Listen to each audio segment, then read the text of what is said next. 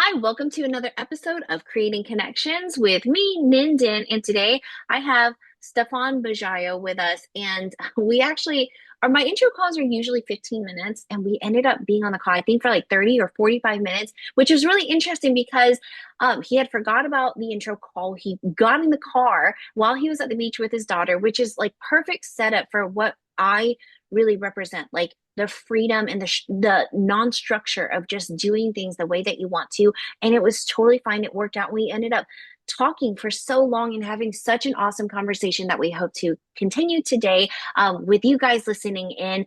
Stephan, take it away. Tell us about yourself, what you love to do, and what we'll be talking about today, what you want to talk about. Sure. Nin's giving me way too much credit. It was more like I was at the beach with my family. I decided to actually take some time away from work, but at the same time, like I knew I had a call. So, and it was a pre-interview call. So usually you can just, especially if they're 15 minutes, it's just to get to know you, make sure you're not some wacko, hopefully, who's just going to be super weird. But I got through her screening process. So, there we go. Got one over on Nin. So here I am. But yeah, it did turn into a great conversation. It's just funny. I was taking it from like literally a darkened car. I got a hat on, no cool lighting. Like I'm promising her visions of grandeur of what it could be if I'm on the podcast. But in the meantime, it's just like me in a dark car in a subterranean garage with crappy internet, and holding an iPhone, trying to figure out if I can prop it up on my steering wheel or my dash so I don't have to keep holding it. But here I am. I'm Stephan Bajaio. I am the CEO and co-founder of VibeLogic, a digital agency devoted to thought leadership as well as SEO and web presence for organizations large and small. So I have a background of about 25 years in digital, about 14 years building a company called Conductor, which was still is the preeminent SEO platform for enterprise companies, and built that as a co-founder for 14 years, built a whole bunch of different teams, including a 65-person SEO professional services team in that company. So a lot easier, I'll tell you, to do it when someone else is funding you than when you have to bootstrap it yourself. Like big difference. Played the role of CMO for a little while at a software company after I left Conductor just to see how the other half lived. And then after about a year and a half of doing that, building out a team, doing all that good stuff, I decided to go off and start an agency. So um, have seen a lot, been through a lot, and have been living in a box, a digital box, for the last 6 years, which is kind of where Nin and I were. I wouldn't say commiserating, but we were definitely comparing notes as there is a wonderful thing about working from home and having your kids around. There's also the fact that at any given moment, my door could fly open and a 5-year-old could come in and sit on my lap in the middle of a podcast, which has happened before. She's super cute, so it works to my advantage, but I love that. And one of the things that we really hit on too is the fact that you are so involved. And even though you have a child, you're not just really fully involved in your business, but you're also involved in her educational process. And you've created it that way. You have the freedom of flexibility, but also you have the structure where the structure is needed.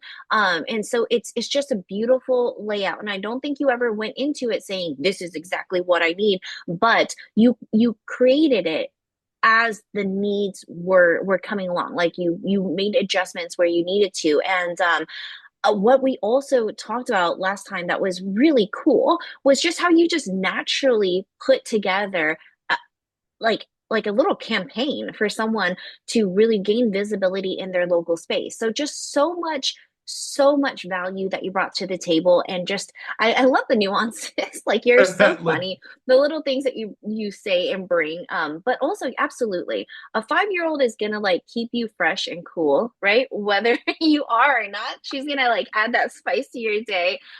So just so much that I want to talk to you about today. And I thank you again for being here because your time is so valuable, as with anyone else's. But I mean, just there's so much resource here. So tell us how things even started for you and what you do today, because it wasn't always SEO. What made you choose this, and how did we know that?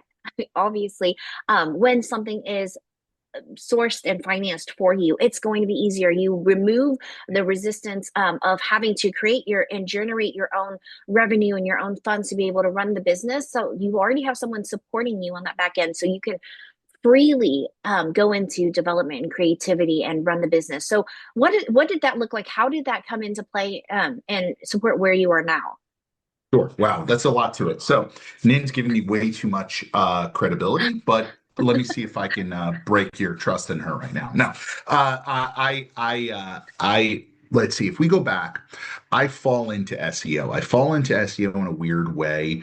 I am working at Yahoo and I'm working on the hot jobs team. So it's in job boards and all sorts of stuff back when those were really important. And I'm obviously realizing that they're the middlemen between like the companies trying to hire and the search engines. And I'm working on the majors team, as they call it, which means I have the biggest clients, Siemens, all these Marriott, all these large clients that are my clients in essence, and I'm helping them with their recruitment and their recruitment strategies. And as I'm doing that, I start recognizing some things like their job posts are kind of dull, and I start thinking like, hey, they want to promote their diversity hiring, or they want to promote all sorts of things like their benefits and other things. And I'm like, the job board postings don't allow for any of that. But they do because I can just mess around with some HTML, which I didn't know how to do yet and still don't know to this day. But, that was enough to be slightly dangerous. And I messed around and I was able to put their brand look and feel on some of these postings. And I showed it to them and they're like, we would pay extra for this. And I'm like, wow. Okay. So like, what do? I, go and try and find my boss, my boss's boss, my boss's boss's boss. And I'm like, hey, big companies are saying they want this. I can produce it. Why don't we just get our design team to like make beautiful templates for these enterprise companies and do it? And it goes nowhere. Nowhere. Literally, I can hardly get audiences with these people, let alone. And I have companies like willing to give us more money. This isn't about me and my bottom line. This is about me saying I'm good at Yahoo and I'm trying to help Yahoo grow, let alone hot jobs. And like, this is an opportunity for us to engage with the world's largest brands who are our clients in a million different ways. And we have the ability to help them do what they want and do it in a way they are hungry for. And nothing, crickets. So this only perpetuates this idea I've had for a long time that like corporates are too large for good ideas to make their way anywhere. They are siloed, walled gardens where echo gets ignored and good ideas go to die. The odds of you taking a great idea, if you invent the new fire and you bring it in one of these large orgs, the odds of you actually being able to get it to a point of execution is probably 0.0001. And I say that from experience. So as I watch this go on and I say, you know what, this isn't for me. I'm like, I've been part of this. I've also been part of startups before. I'm not a fan. Like, it's nice to have Yahoo and other big names on your resume if you're going to climb a ladder, but I'm not just into the climbing ladder world. Like, I think it's more of a jungle gym. And I think that, like, you should just grab a ring and get on with it. So I see all these really smart people at Yahoo transferring to this little company called Link Experts. I'm like, what is this place? So I was, again, they were really great folks that went over there. It wasn't just like anyone. And they had already asked me to come interview, and I didn't know a thing about it. And what it was link building for SEO, for rankings. Now, link building was frowned upon, especially if it was paid link building and so forth. And I also didn't really know the space at all, really. But it wasn't shady in the way that I came in there. They were saying, hey, listen, we do this in a very judicious way. We put what we call a quality czar in place. So if you're trying to get links for, let's say, cheap wine, but the wine's all 50 bucks or more, we're not actually selling to you. And in fact, over time, I realized, wow, we turned down more business than we did, which was shocking. Like for a small business that's just growing, I got there, there was probably 20 people. By the time a year and a half later, we were doing $1 million of recurring revenue monthly. And where 50%, almost 50% was profit to the business. Like I wouldn't call it profit. It was like 50% went to the publishers, 50% went to us. So that's $500,000 of monthly income coming in. Not bad. We were probably about 70 people. And Google was frustrated, didn't exactly like us, but they weren't exactly, we were on the up and up. We were doing things in the most judicious way we could. Like I said, we turned down more revenue than we made. But at that point, what was so interesting, and this is where things evolve. I know I'm going along, so you can cut me off, but here's where things get interesting. We didn't have real reporting to give people. So we had Excel spreadsheets to tell them how they performed. Yet these companies, these major companies, I am talking Siemens, Marriott, Overstock, the Ladders at the time, you name it, these large AT&T, they were all customers of ours. And the best thing they had to tell how they were performing based on our links was like my team literally just you Crunching out the rank number numbers, one for pulling this the term. data. You rank number three for this term with a URL. It was crazy. It was nuts. So Seth, the original co-founder of Conductor, well, Link Expert says, this is kind of silly. We're in a multi-million dollar business, but we should be in $1 billion business. Why don't these large companies have an enterprise grade software to track their rankings and the effectiveness of their SEO? And we're like, that's a really good question. Like, this is a little weird that I could literally just change the thing in my favor and nobody can tell me otherwise. There's no like that no one would do that, but it was just like this isn't to the level of the companies we're dealing with and commensurate with the amounts of money they're willing to spend just on links, forget like SEO as a whole as a channel. So it was shocking. But the funny part was nobody at that time really knew search.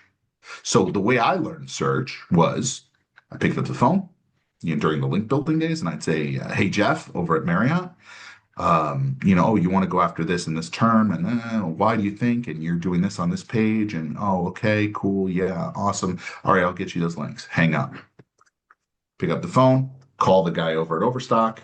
Hey, I heard, don't say Jeff's name. I heard so on and so forth. You can do this on this page. Da, da, da, da, da, da. Oh, you don't believe in that? How come? You don't think it'll work? Okay, fair enough. So what would you do instead? Oh, okay. And why would that be better? Cool. Yeah, yeah, I'll get those links for you, no problem. Hey Jeff, I heard recently in some of my conversations that that might not actually be the best strategy because now I don't know if I agree with that logic, but here's my thought process around it. And then I get into it. And all of a sudden, I became the go-between for all these people who never talked to each other, but all sat on their one little coconut palm tree lonely islands, where, in all fairness, within their own companies, they weren't getting attention, let alone from each other, and recognizing that the pains they were all going through, I almost became the therapist for all of them until I brought them all into a room. We didn't even have a nice enough conference room in our first office. In our investor's office, we did what I called Titans of Search. And we sat down, I closed the door. I said, guys, we're here for half a day. Let's talk about it. You've gone through a migration. You're about to go through one. What did you learn? What your executive won't give SEO any budget, but yours has given them hundreds of thousands of dollars. How come? How were you able to make that case? And all I was doing was air traffic control of connection. By the way, that later would become what's called C3, which was a marketing conference at its height. This is when we were bought by WeWork, Oh and my just to give you gosh. context, where we had about 1,300 marketers. We would get to Seth Godin keynoting, and the after party was held on the Intrepid, which is, if you don't know, in New York, it is a museum that used to be a World War II aircraft carrier. So you can Wow. kind of see we may have jumped the shark on that one, but you can kind of get like how it all kind of evolves over time and gets there. So, needless to say, I become a co-founder of Conductor. When we sell off the company, we sell off a lot of the people. In fact, we get back down to about 20 again. A bunch of people don't stay, and I take that co-founder title, which we had shares and stuff like that, and it was, I would say more token than anything else at the beginning. And I say to myself, I'm going to earn this title every single day. I know I wasn't the official, but I'm going to use this title. I'm going to earn this title, and every single day I'm going to act. And over time, I got shares, more stuff, and over time, I ended up being one of the only probably four left from the original set. And the industry, because I became our chief evangelist, I was head of our professional services. I wanted to take part in the SEO industry, so much so that people equated my name more with the company than they did like the original two people who founded Link Experts.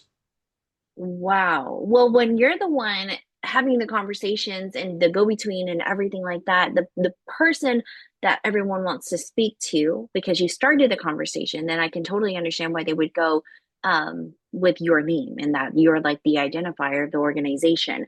That's I I feel like you're like one of the fathers of SEO putting it all Well, I don't together. know if I'm that, I wouldn't go that far, but yes, I definitely listen. I've got my 10,000 hours in. There's no question. Like, I got to sit and as you can probably tell, I'm long in the tooth and I'm willing to speak truth to power. So I'm the one who sits with the CMO of fill in the blank Fortune 500 and flat out tells them you're doing it wrong. Like in that language, in that way, in a nice way. I'm not here to insult Yeah. people, but I'm definitely the one who's going to tell you how it is because I don't think what you've been doing to now is actually helping you.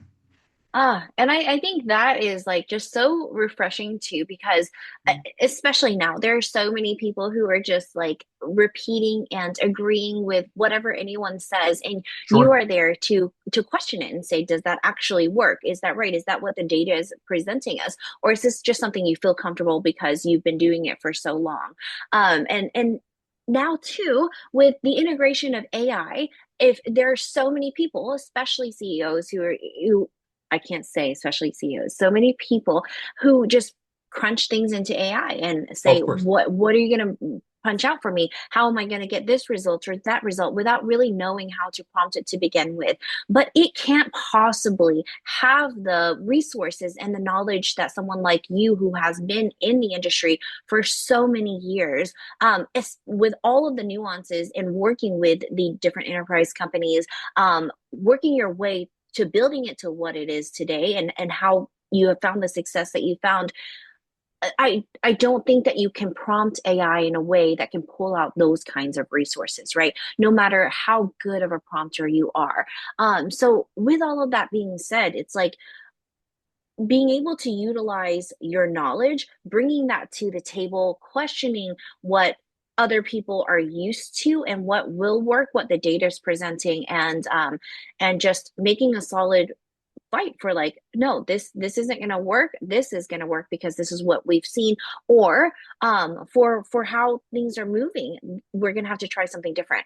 Having someone who questions those things is really important. And again, I bring up the fact that you also question this at your daughter's school, like in the PTA, and you are the kind of person that everyone needs at the seat to really make sure that we're moving in the right direction, because it's how we make moves versus we're doing it because it's what we've always been doing.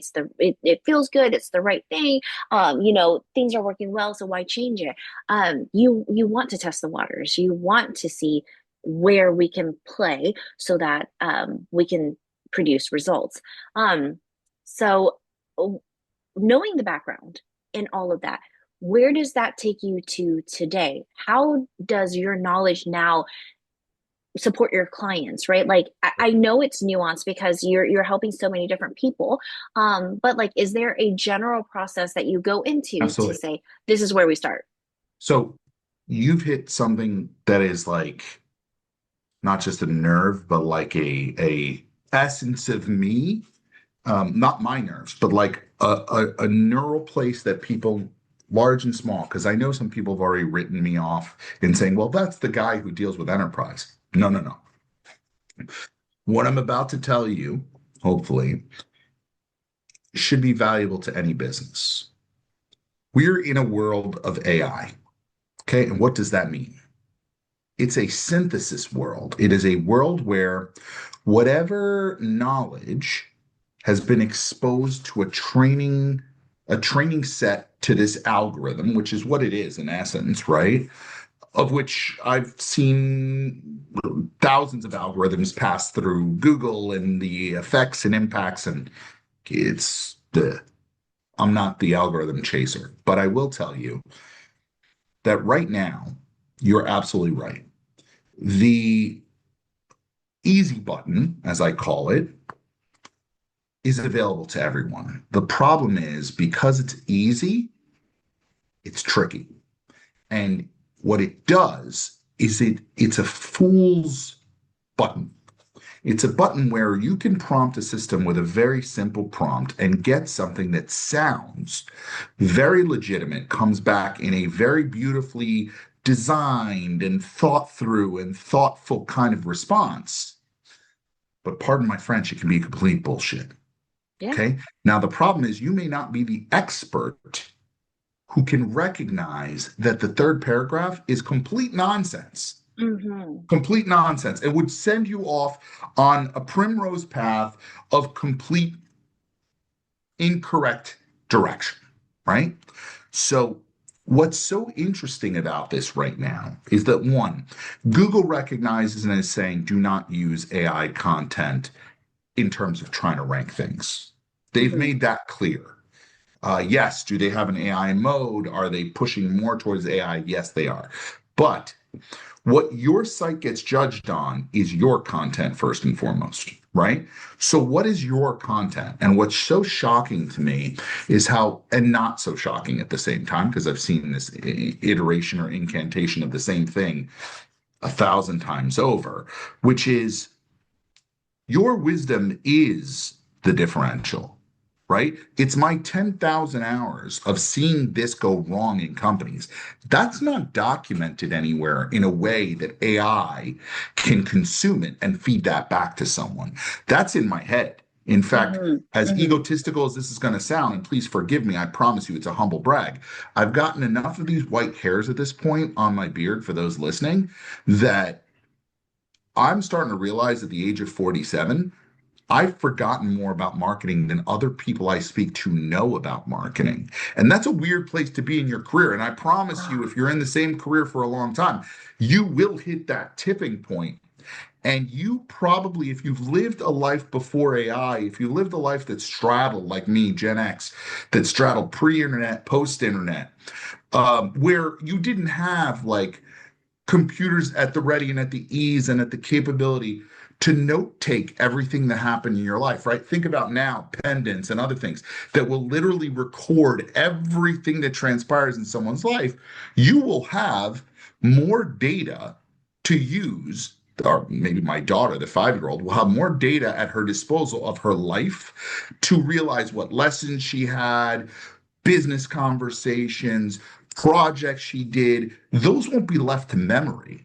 Mine are left to whether or not I can remember what I did in Q4 of 2017 for that client who might have been a massive insurance company like Travelers. And I'm trying to think, well, what was the strategy I put in place that helped them out? No, that's not written down anywhere. That's in my head and it has to be recalled.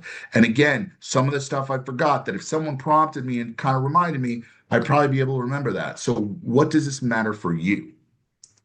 This matters because your wisdom sits within your walls, whether it's the strategy you've provided to clients, whether it's the fact that you know when people buy things, they do it this way in your industry, with whether you have intrinsic, read the book Blink, right?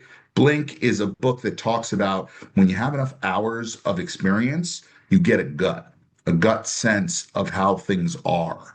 And it's Hmm. usually like 90 something percent correct. So much so that I think there was like a professor at Indiana University was able, I think, don't quote me on that was able to have couples literally have like a 5 minute or 10 minute interview between the two of them talking, recorded, and he had I think it was like a 95% success rate of knowing whether they'd still be married 5 years from then, which is scary. Then when you turn the volume to one, one, one, one, one, one, one, he still had like a 90% accuracy. Then if you turn the sound off completely, he'd still get like 85%. So like that meant Wow. that he'd been through so many of these interviews, had seen so much of this that intrinsically he knew there was something that if you get all the right pieces together, they formulate and they equal. Now, can he express exactly what that is? Maybe not. Maybe that's his life's goal is to figure out what are the dots that if you connect equal success or failure of a relationship. But my point to you is You have customer service logs, you have emails, you have sales reps, you have product, you have feedback modules, it is an embarrassment of riches as to the amount of stuff you can get your hands on in terms of data. And so what I'd say to you is, one, are you helping? Are you solving or selling? I'm in the business of solving. Selling comes afterwards. I earn the sale, but first I solve. So, like, for example, right now I'm not selling you anything. I haven't told you what to do if you want to work with me, blah, blah, none of that. I'm trying to solve for you right now. So, right now, your business has a need. Its need is to connect deeper with the consumer or with another business that's going to buy from you. In order to do that, you should absolutely be thinking, what are the problems that they're having? What keeps them up at night? What are they looking for in their language, not yours? Because, you'd be surprised. Furniture manufacturer tells me couch is a dirty word. Why? Oh, couch is associated with couch potato, and that's lazy. And sofa is the higher level. Okay, but here's the problem, guys. 4 times more people search couch, and they have the intention to find the same damn thing. Unless you tell me the price point is different when you do that, or you have something really from a data perspective to tell me otherwise. Otherwise, I would tell you ignorance isn't bliss, it's your competitor's market share. And the day they're running a Super Bowl ad and you're wondering how the hell they were able to pay for that, that's how that happens in small moments of erosion that you chose not to take certain steps. Now, if you do that without knowing, you can't be blamed. But as soon as your eyes are open to a situation and you're made aware of demand and need, and you choose not to take part in that, you're no longer able to claim ignorance, right? Mm-hmm. So that is the case in point where I think businesses really need to think, what is the wisdom inside my company?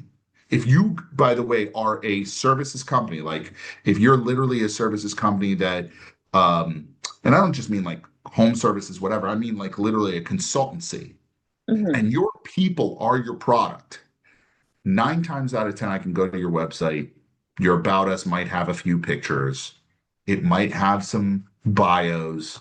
Those bios might not even be on their own pages, which means you don't even have something to rank for the individuals who are your product, right? Who people will look at.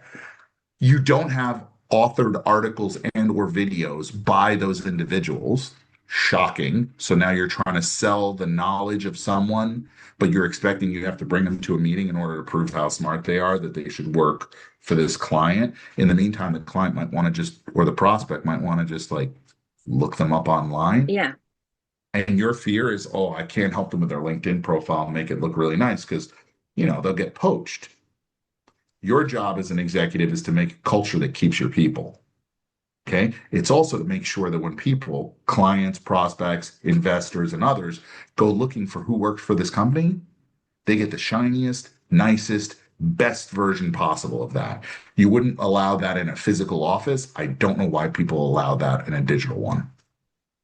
Oh, so good. Sorry. So much that no, I'm listening with intent, and I hear so much goodness, and it's presented in a way that really makes sense. So what I'm hearing is like, actually, I want to clarify this too, right? If you are in business, I don't care what business it is, your first job is to solve, and the selling Yes. comes after. And I mean, Yes. so yes, that's so clear that you presented that. But if you're constantly looking for how you can sell, you're always going to fall behind the person who's solving first. So 1,000%. that yeah, so that's clear. And then you brought into the point that if you do have digital presence, if you have your website up, you need to be presenting your best assets, which are your people. And then you also brought up the fact that the CEO needs to make sure that the space is a place where everyone can thrive. So, regardless of them seeing other opportunities, this is where they want to stay. And therefore, you're able to present them in the best light.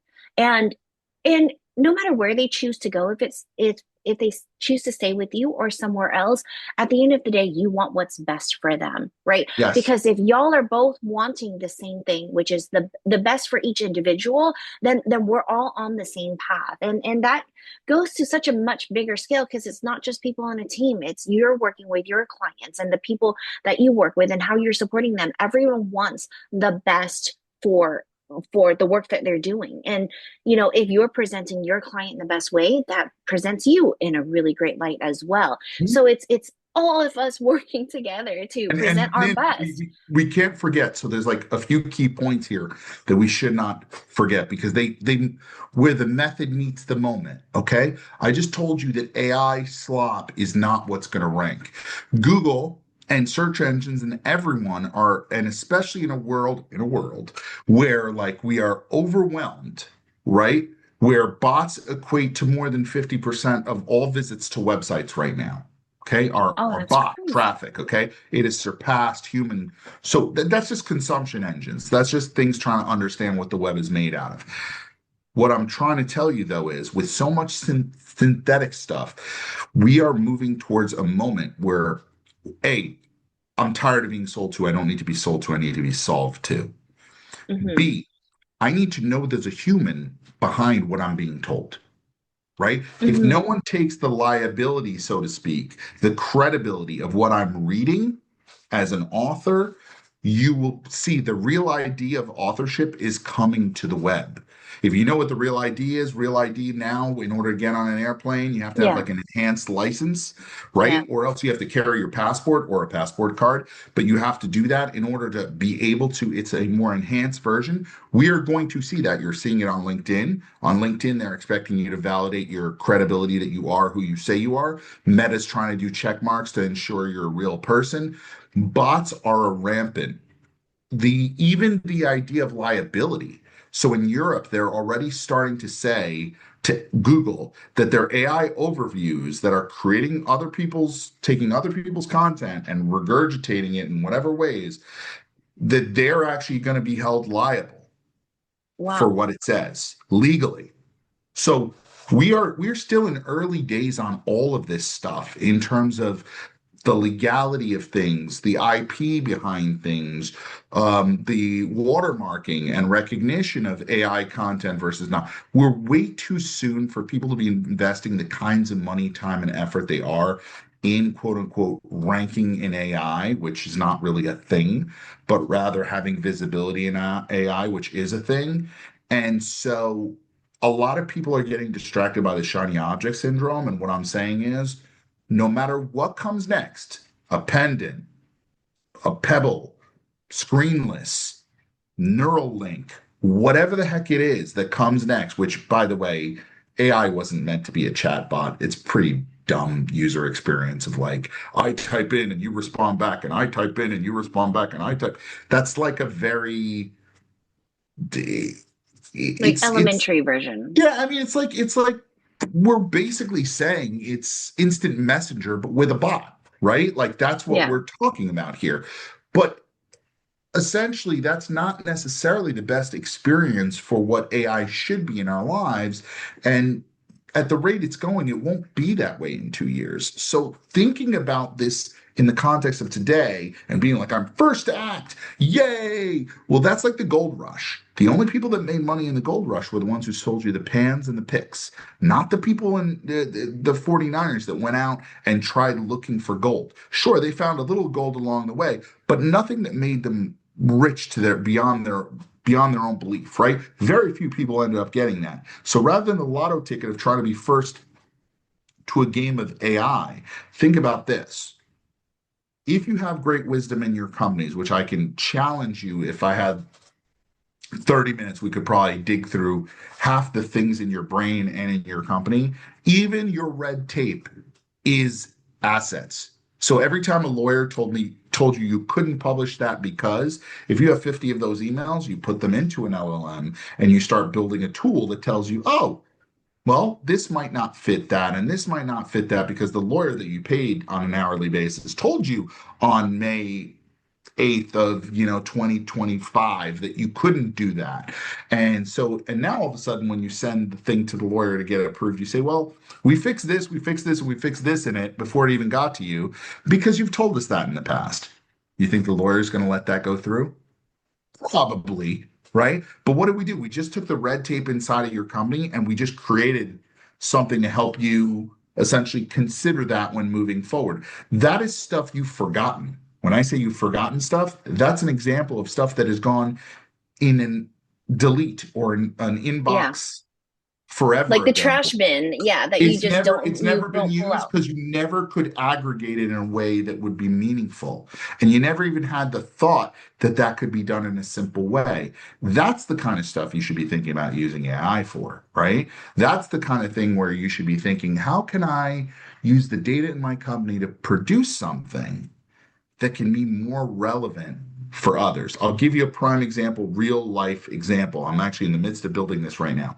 So I wrote an article about the problem oftentimes in SEO is the SEO speaks tech and the exec speaks exec. And translating tech to exec is hard, right? Because the SEO will say canonical, and like literally, I've seen rooms where like wristwatches go up faster than eyebrows, and you're like, oh boy, that's not good. Nobody knows what canonical even means in this room, and you've lost them. Like, doesn't matter what else comes after that. It's like yelling fire. Like they're not even paying attention anymore. So bringing it back, I said, well, what can I do about that?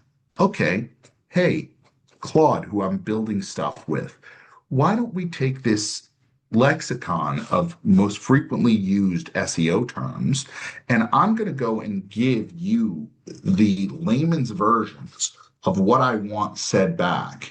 And now we're going to build an SEO tech to exec translator. And what'll happen is if the SEO wants to, they'll look up their terms and say, oh, canonical, that really means, and then give the layman's version instead, the one where you don't need to really understand the technical behind it. It just gives you the bare bones version. And I'm going to do another side of that where the executive can take the email they got from their SEO that they don't understand and don't want to admit they don't understand and throw it into this thing. And it's going to point out all the words that they wouldn't know and say, this is what a 301 redirect is, or this is what a 404 means, or this is what a crawl budget is. And now all of a sudden they're going like, oh, wow, what am I doing here? I'm taking knowledge and a problem I know exists. I'm creating a solution. I'm giving it for free to everybody, right? But I'm building wisdom that will hopefully show others that we understand the problem and we also understand the solution, right? If CMOs all of a sudden are coming to my website, vibelogic.com, and they're like going to this exec checking thing, who do you think they'll think of when it's time to do SEO or thought leadership or one of the other things? Maybe they'll consume I might put on the right hand side some articles that they might want to consume, right, for my intended audience or my ideal customer profile. Wow. All of a sudden, we're getting, I earned it. I earned the right to have their attention, right? So I think like that. Think about the amount of stuff that you've probably built in a flat version. And instead of thinking like I'm going to run after AI, which 99% of companies that are trying that haven't even cleaned up their own house first, which is shocking, enterprise or otherwise, right? That I engage with, they're like, oh yeah, we should talk about our AEO and GEO and AI. And I'm like, time out. Like, you don't even have your terminology correct, let alone pages that go deep enough to explain to a consumer. And here you are worrying about what's judging you. You need to Mm. start thinking about what you want judged. Then we can talk about what judges you, because what judges you today is not what will judge you in 6 months, let alone a year, let alone 2 years from now. So stop worrying about everyone judging you for a minute and start taking the time to create valuable, useful, solvable content that earns the right to get the attention. Because right now, the easy button is simple and it's full of nonsense and it doesn't connect and it has zero humanity to it. People are going to learn to ignore that, just like they ignore paid ads. Yep, absolutely. And I think that's where it all intersects and that's where it makes sense is people are looking for the humanity behind everything and using AI to your advantage and feeding what you already know and all of the data you have that you've accrued to make it make sense that's specific for you and who you are, the company that you serve, or Yes. the kind of business that you are is exactly what people need because we are so tired of seeing all of the same things and the same words. And just like you said, to make break it down, because if we don't understand at a very basic level, we can't go to the next level. We can't Hey, have that higher conversation if we can't start at the very basic. I mean, that's all so powerful. And to me, I feel like as you're talking about it all, like my brain is processing it in a simpler way. Because again, you just have that experience that's in a deeper a deeper way than a lot of us do, but it all makes sense and it's powerful when being used in certain aspects of our business that can accelerate them when it comes to CEO and AI use. I'm sorry, SEO and AI yep. use. So how with all of this knowledge, how do you even go about supporting a business, right? Because I imagine whenever you see any website or any business that's not like running optimally, I can only imagine you thinking, oh my gosh, they can do this, this, Frustrating. this, this, and all. So Yeah. frustrating. So The web has how, been ruined for me. And the web yeah, is ruined for me. I cannot consume. It's kind of like I was a PR like communications major in college, and I yeah. couldn't watch the news the same way again because I knew someone Oh had my to pitch gosh. these stories, right? And I knew that someone was in a boardroom somewhere, like coming up with a pitch, and I'm like, did they really get that one to get covered by the news? That's nuts, right? And over time, I'd say the internet's the same way, right? But if you're really into, and you can't help it, it's kind of it's a great, a beneficial one in this case, but an unfortunate one in others. I'm too easily frustrated by systems that are not efficiently created. Yet I'm the vibe more than the logic in vibe logic. I'm not the one who is great at putting all the things together in those really logical ways. But I do see everywhere I go inefficiencies that annoy me. And they probably annoy you too, but they annoy me more. Like I go to the doctor's office and I get this like clipboard, and the clipboard has paper and a pen. And the first thing I think of is my ADD and my learning disabilities that I've overcome to get where I have thus far. And I think about my horrible handwriting and how I should have been a doctor or a lawyer based on this handwriting. And I also then think about how horrible it is that I now have to hand this form back to someone who's going to have to look at my chicken scratch and turn that into data that has to now go into a system so that it's actually somewhere referenceable. But in the meantime, I'm taking the time to input the data in a antiquated way, a pen, right, onto paper that then has to get essentially transcribed or written into a form.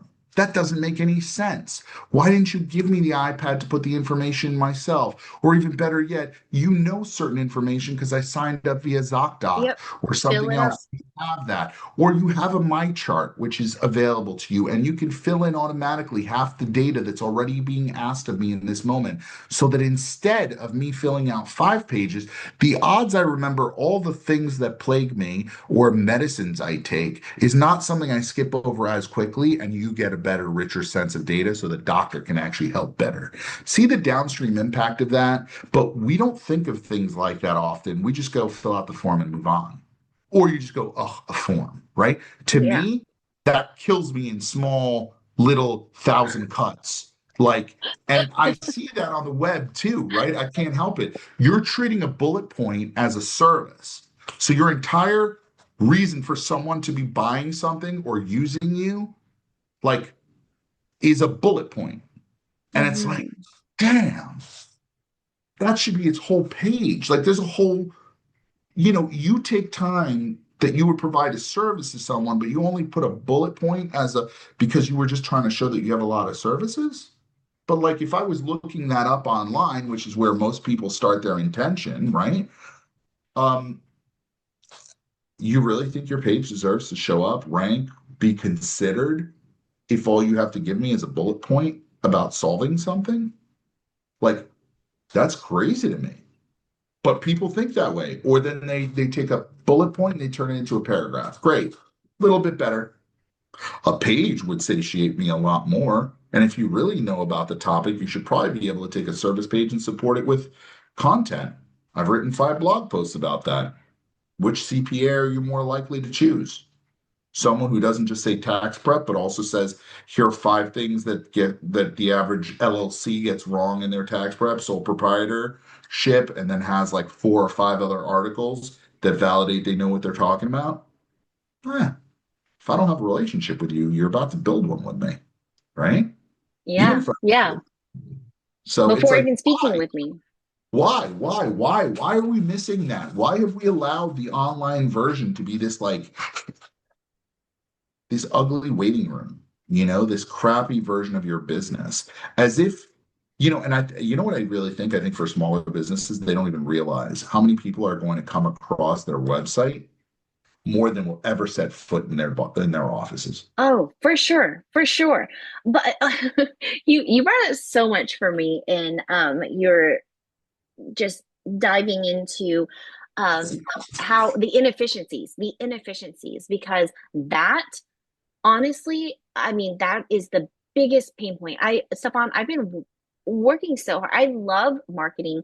I'm not a specialist in SEO in the way that you are, but for me, it's like relationship marketing and just keeping those conversations going and keeping a business or a person at top of mind. Like, how does that happen? Because, you know, your average small business is not going to have the budget of McDonald's to make the red and Sure. yellow and the fries stand out in the way that McDonald's does. Like your McDonald's marketing is not what the average small business is going to be doing in marketing. It's completely different levels. But when we talk about the way that a business is run, the efficiencies, inefficiencies, what we can do, I feel like it's all very standard across the board. I am so terrified of a business that is doing everything on paper, and the only way you can find any information is sorting through that paper and then handing more paperwork to your customers or your clients is Yeah. just. I mean, it's crazy because there are so many better ways to do this in this world and still do it safely and reasonably and not Yes. feel like you're Yes. disconnecting from your Yes. roots, so, and it's just okay, you don't know this about me, but I will share this. So my mom has 2 bakeries in Houston where we are, and Stefan, to this day, all of the orders are taken on paper, and it none of Perfect. it is digital. So like when She she was doesn't have a thinking list about of her customers. She doesn't have a list of no, her she customers, does has she? nothing. She I has know. nothing, Stefan. I know. So It's if she terrifying. wants to go back and say, I'm doing a holiday promotion, Oh or have you thought about this or anything? There's no emails that go out, there's no no, nothing. It's just wait no. for them to come back. I know this. My mother-in-law is the same way. She's gonna hate me for saying this. Hopefully she doesn't see this episode. But like she has a beautiful boutique in Montreal. And everything is, I'm like, can you not reach out? Can you not? No, no, Ah, no. We like you know what it it is, Stefan? hurts. It hurts. It hurts. It hurts so much when we come from this perspective of like, I if we know. want to grow, this is what you do. But you don't have to put in any extra work. You don't have to do No, any of it. it's there Yeah, for the it's taking. there. And on top of that, I think so. The resistance I've heard, Stefan, is like, well, I hate emails and I hate text messages. Well, here's the thing. You aren't your ideal customer. So it doesn't Yes. matter. I don't care what you hate, what you like, what you love. You're not the one on the receiving end. Because if we're being really honest, would your mom shop at the boutique that she opened? It would my mom go purchase cakes at the bakery that she has opened, right? She produces that experience for the right clientele, but Right. she herself is not the right clientele. Therefore, what works for her in marketing will not work for her audience and vice versa.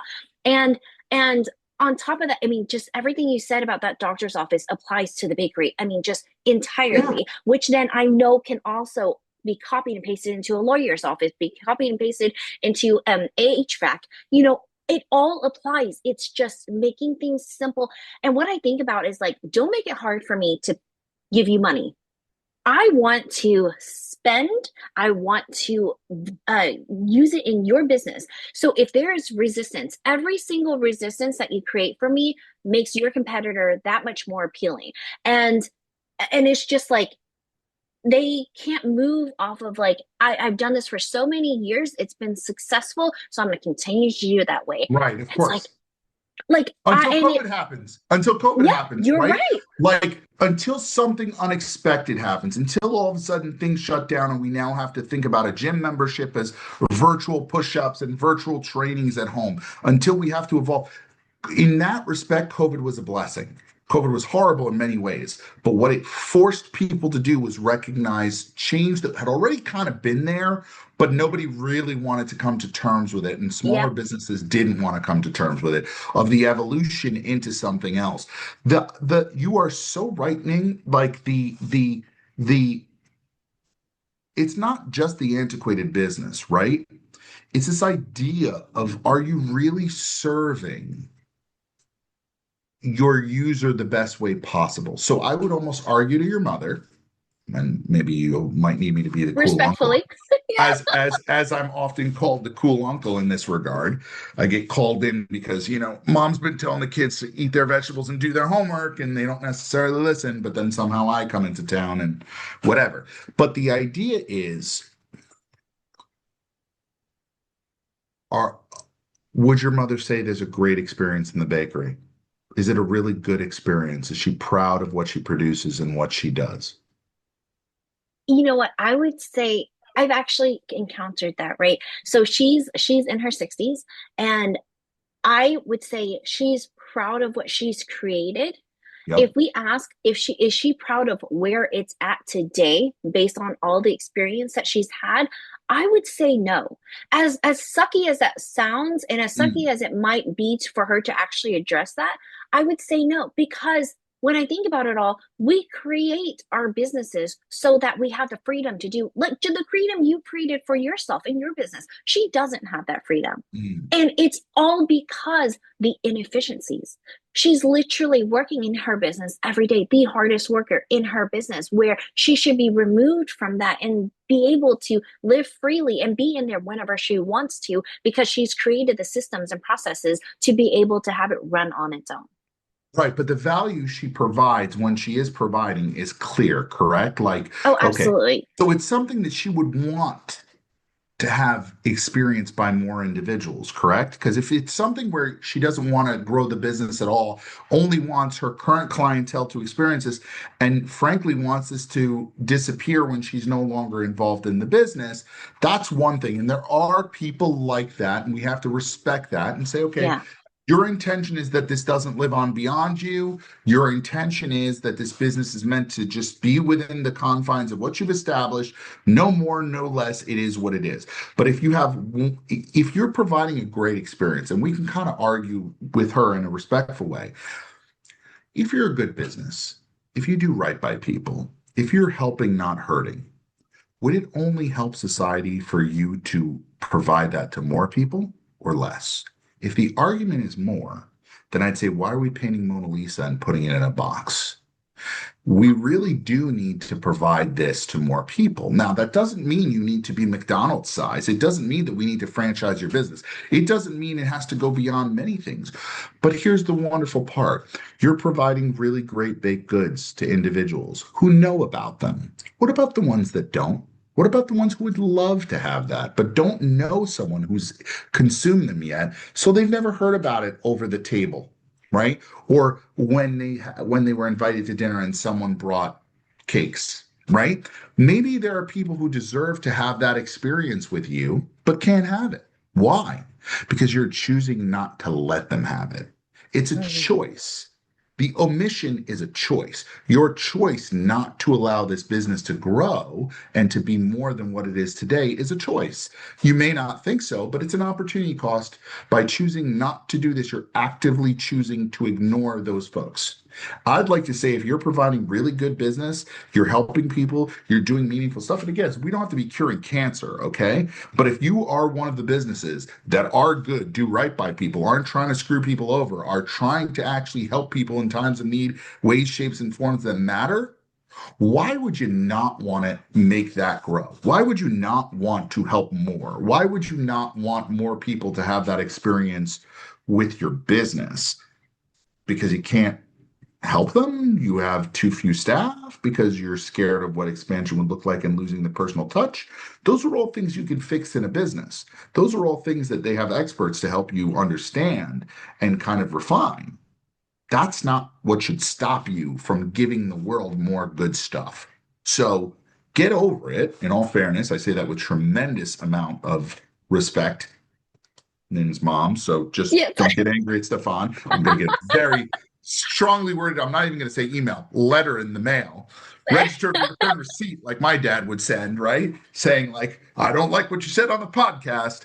But the reality is that, like, we really others deserve to experience good businesses. There's so much nonsense out there, right? There's so much AI, there's so much slop, there's so much easy button that wisdom matters. That the person who has been running a bakery for 30 years, 20 years, 22 years Twen- now. Yeah. 22 years, okay? That someone with 22 years of business experience is providing you a different experience than the person who just opened their doors yesterday, okay?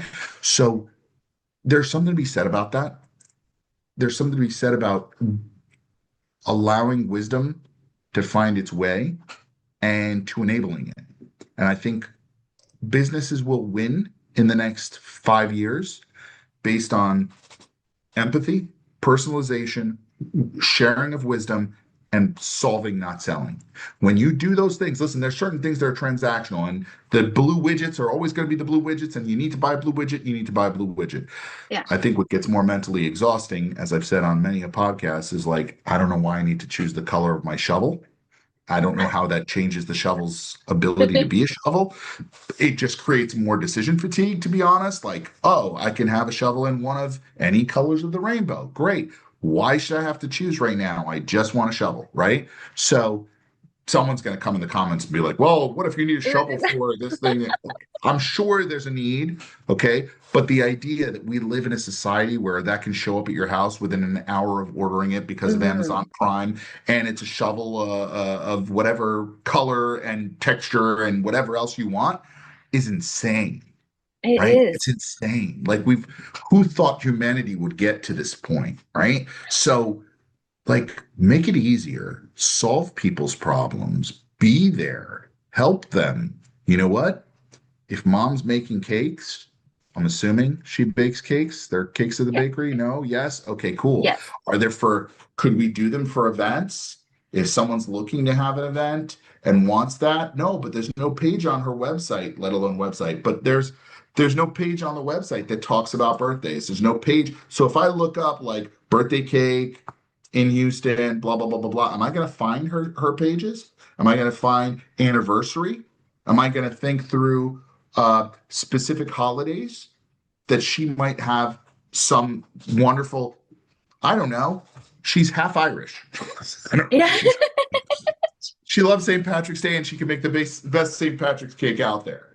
So when you're looking to have a St. Patrick's party and you're actually looking it up online and you're trying to come up with an idea and people are looking for stuff, they find this random bakery that frankly doesn't have great reviews and whatever, but they don't look at the reviews and they buy their thing and they have a crappy experience and it doesn't taste good and whatever.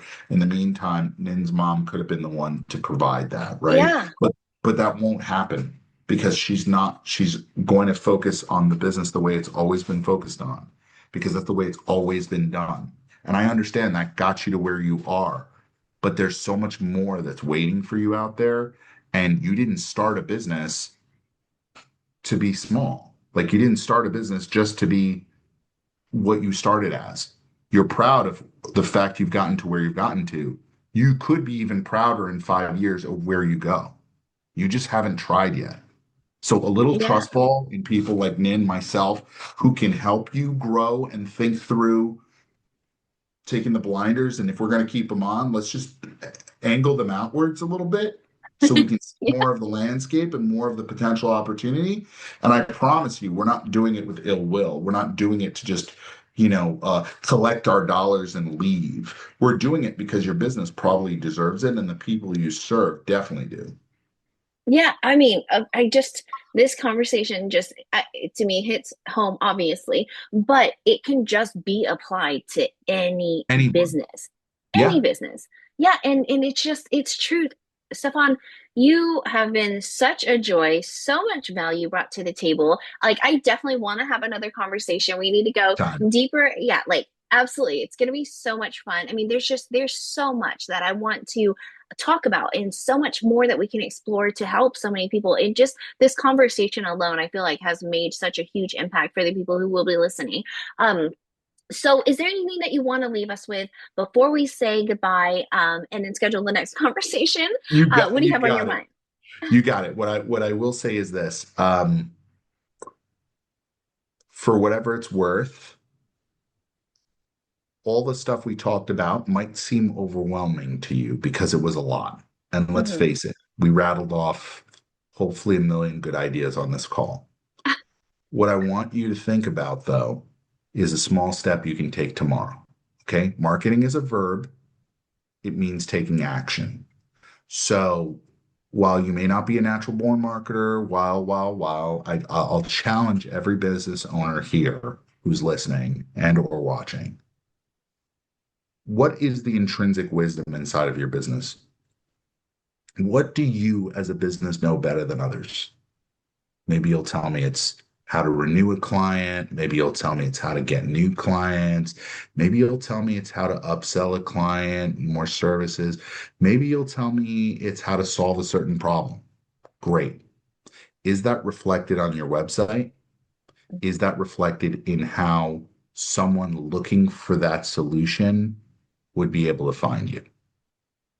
Okay, that's all it's about.